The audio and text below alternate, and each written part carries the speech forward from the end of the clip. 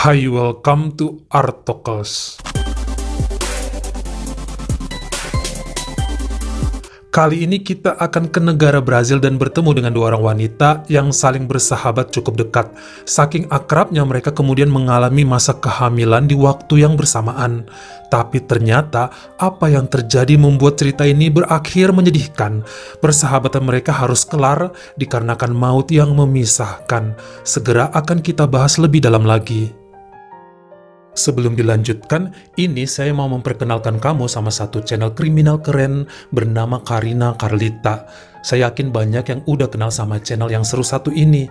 YouTubernya cantik, suaranya tegas dan dalam, serta kasus yang dibawakan sangat bagus-bagus. Kalau kamu belum tahu ya udah saya kenalin sekalian channel Karina Carlita yang membahas true crime, misteri dan juga cerita-cerita unik serta menarik dengan pembahasan yang bukan cuma komplit tapi jelas dan runut.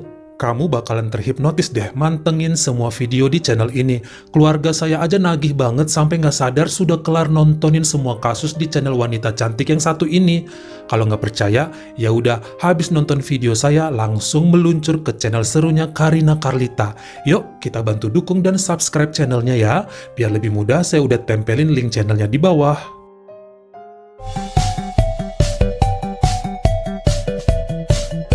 Hari ini kita akan terbang ke Brazil dan berkenalan dengan wanita cantik yang aslinya berasal dari Santa Catarina, bernama Flavia Mafra, lahir pada tahun 1996 dan merupakan anak satu-satunya dalam keluarga. Flavia ini sangat cantik ya dan juga ramah. Dia lulus dari Universitas Keguruan SD dan kemudian mengajar untuk anak-anak TK dan sekolah dasar khusus kelas 1. Jadi dunianya memang dipenuhi keceriaan dan kebersamaan dengan bocah-bocah lucu. Bisa kita tebak yang pasti, dia orangnya sangat sabar dan penyayang.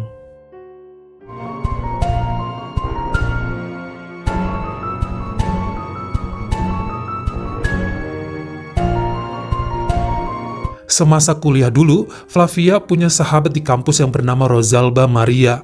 Dia lebih tua 2 tahun dibandingkan Flavia. Mereka cukup akrab dan kemana-mana selalu bersama. Setelah lulus kuliah, pertemanan mereka juga masih nyambung terus, walaupun jarang bertemu karena beda kota. Rosalba tinggal bersama orang tua dan abangnya, kemudian menikah pada bulan Maret 2019 dengan seorang pria yang namanya tidak ingin disebutkan. Ternyata, pernikahan Rosalba kemudian dirasa kurang bahagia bersama sang suami yang katanya egois dan cerewet. Hal ini membuat Rosalba sering curhat kepada Flavia tentang kelakuan suaminya itu.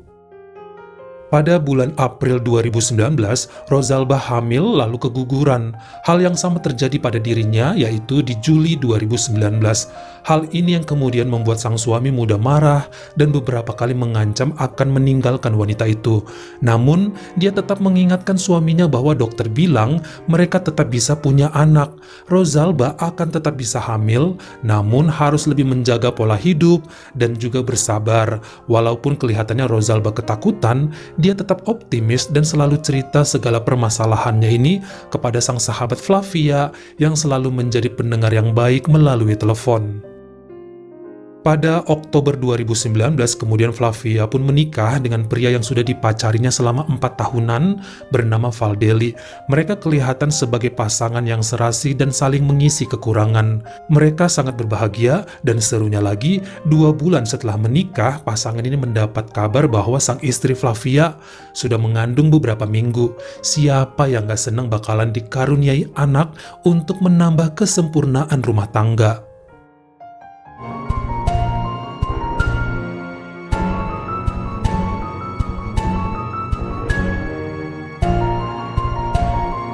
Seperti yang saya jelaskan di awal tadi bahwa persahabatan antara Flavia dan Rosalba cukup dekat. Namun setelah menikah, hampir nggak pernah ketemu karena mereka kan beda kota dan ya sibuklah dengan kegiatan masing-masing. Karena nggak bisa hadir pada pernikahan Flavia, si Rosalba berinisiatif untuk mengajak ketemuan saat Valentine 2020. Akhirnya, Flavia setuju dengan rencana tersebut dan mengajak suaminya ke Canelinha guna reunian. Sebenarnya itu kali pertama bagi Flavia bertemu langsung dengan suaminya Rosalba. Sementara Rosalba sudah pernah beberapa kalilah ketemu dengan Valdeli saat mereka masih kuliah dulu. Ternyata yang sangat tidak diduga pada reuni mereka di Februari 2020 itu, baik Flavia dan Rosalba sedang mengandung. Sama-sama lagi hamil 3 bulan dan ini menjadi reuni yang cukup menggembirakan karena sama-sama kangen dan punya cerita yang membahagiakan mereka. Bukan hanya itu, kedua calon ibu ini pun kemudian membicarakan untuk mengadakan acara baby shower barengan guna menyambut anak-anak mereka kelak menjelang kelahirannya nanti.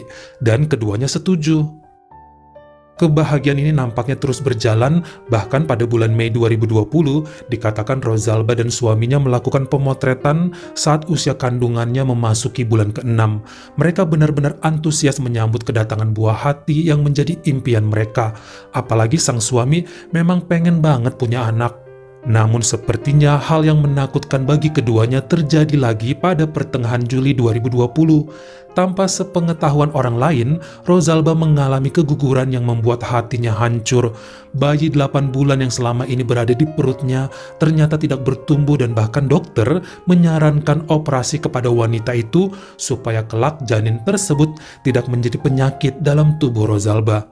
Sebenarnya saya kurang mengerti ya secara kedokteran istilahnya apa, yang pasti janinnya tidak tumbuh dan tidak hidup lagi sejak berusia 6 bulan. Ternyata yang bikin Rosalba sedih bukanlah kehilangan bayinya. Dia malah ketakutan sang suami akan benar-benar menceraikan jika tahu kali ini mereka bakal gagal lagi punya anak. Makanya dia meminta sang dokter tidak memberitahu suaminya dan dia menginap di rumah sakit selama 3 hari dengan alasan pemeriksaan rutin. Suaminya percaya aja. Lalu yang dilakukan Rosalba sejak itu adalah terus berpura-pura hamil dengan memakai pengganjal perut seakan-akan bayinya masih ada dalam kandungan. Sambil berpikir keras untuk mencari bayi pengganti dari sebuah panti asuhan yang disarankan oleh dokternya. Dan selama sebulanan, suaminya terus menganggap sang istri masih mengandung. Mungkin gak pernah ngecek juga ya karena percaya saja pada istrinya. Sebulan kemudian, pada pertengahan Agustus 2020 adalah jadwal seharusnya Rosalba sudah melahirkan. Baik suami dan orang tuanya selalu menanyakan kapan jadwal seharusnya dia lahiran. Dia bilang akhir Agustus sambil terus menanyakan kepada dokter tentang panti asuhan yang memiliki bayi baru lahir, ada atau enggak. Mungkin karena merasa nggak bakalan dapat bayi, akhirnya Rosalba ingat pada sahabatnya, Flavia. Dia mulai merencanakan sesuatu yang jahat. Sampai kemudian, dia menghubungi Flavia untuk mengajaknya ketemuan lagi guna membicarakan acara baby shower yang bakal mereka gelar bersama. Awalnya Flavia sedikit ragu karena masa pandemi, jadi ibu hamil disuruh lebih steril dan menghindari acara yang banyak orangnya. Namun Rosalba mengatakan, bikin acara kecil-kecilan aja lah dengan keluarga mereka. Flavia setuju karena suaminya juga pengen acara itu untuk kesehatan sang bayi kelak. Maka pada hari Kamis 27 Agustus 2020, Rosalba dengan perut hamil palsunya menjemput Flavia yang sudah memasuki masa kehamilan 36 minggu. Saat itu suami mereka sama-sama nggak ikut karena kerja. Lagian ini katanya masih mau menemui I.O. yang urus dekor dan persiapan acaranya. Jam 12 siang ternyata Rosalba melaju kencang ke pinggiran kota Kanelinga membawa Flavia. Sampai tiba pada suatu tempat yang merupakan gudang pembuatan tembikar. Mereka berhenti dan Rosalba bilang souvenirnya akan dibuat di tempat itu. Tapi Flavia merasa aneh, tempatnya sepi dan seperti terbengkalai. Yang bikin gak enak perasaan wanita itu adalah lokasinya jauh dari perumahan penduduk. Dia sempat mengirim SMS kepada suaminya dan menceritakan lokasi yang menakutkan itu. Setelah ngobrol sebentar, saat membelakangi tubuhnya, Rosalba mengambil sebuah batu bata dan memukul kepala belakang Flavia 3 kali sampai dia terjatuh.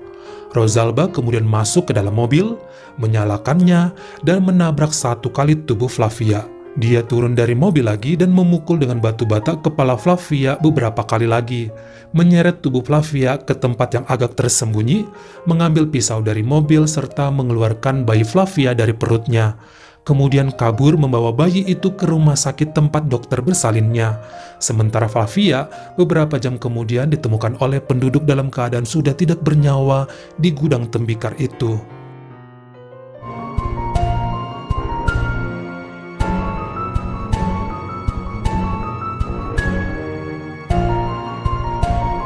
Tentunya apa yang terjadi sama Flavia kemudian menjadi pemberitaan yang heboh.